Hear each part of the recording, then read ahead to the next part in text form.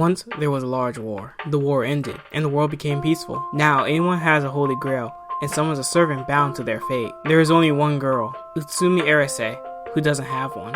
This girl encounters the last servant summoned into the world, a boy, but she has no idea what her fate shall be.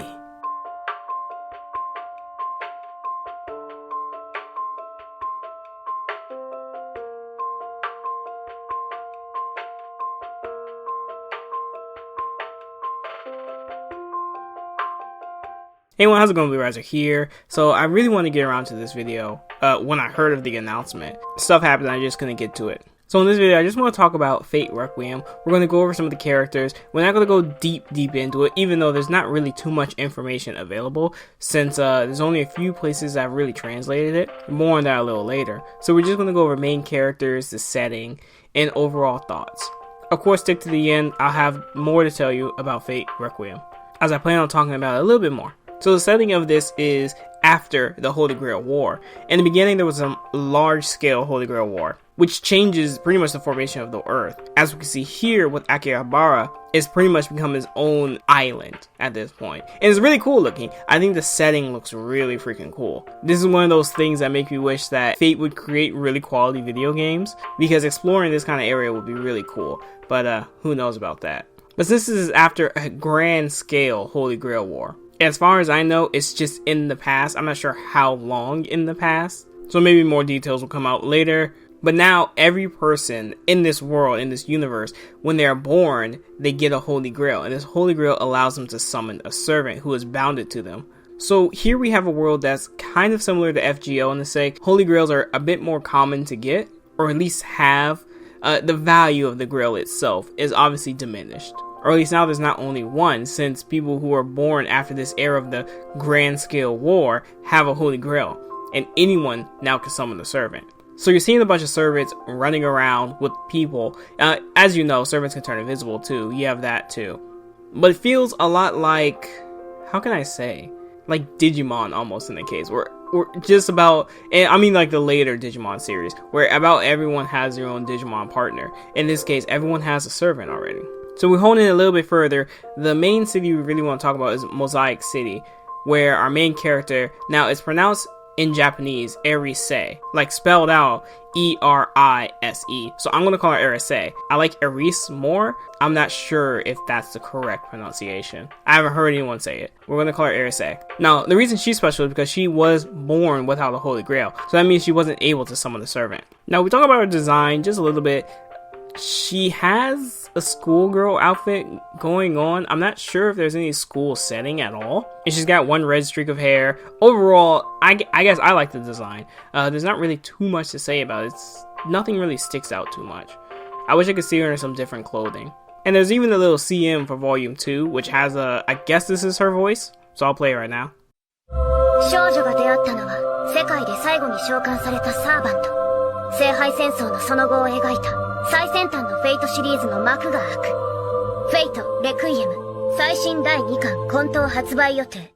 Now overall, I don't really know too much about her personality or anything like that. I'm going to assume she's shonen protag. And just because it's shonen doesn't mean she acts like a boy. You know what I mean. Just shonen protag. I'm never going to give up, or I trusted my friends, that kind of stuff. So then we move over to her partner, her servant, the Voyager.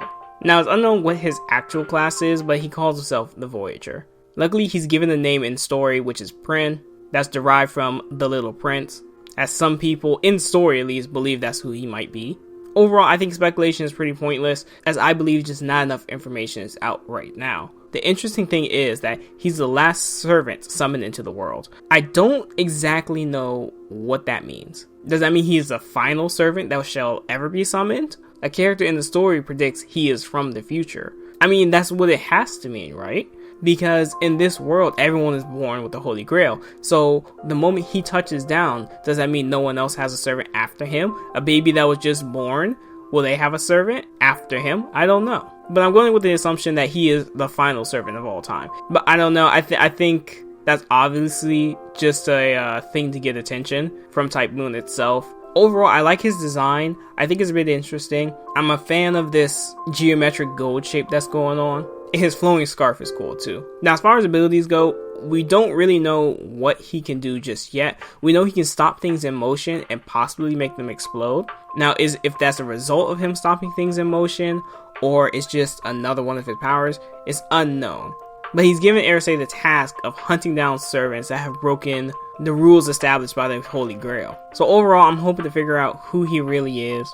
And by the time he hits FGO, most likely he'll either be titled Voyager or he'll be titled Pren. I think Pren is probably the better way to go.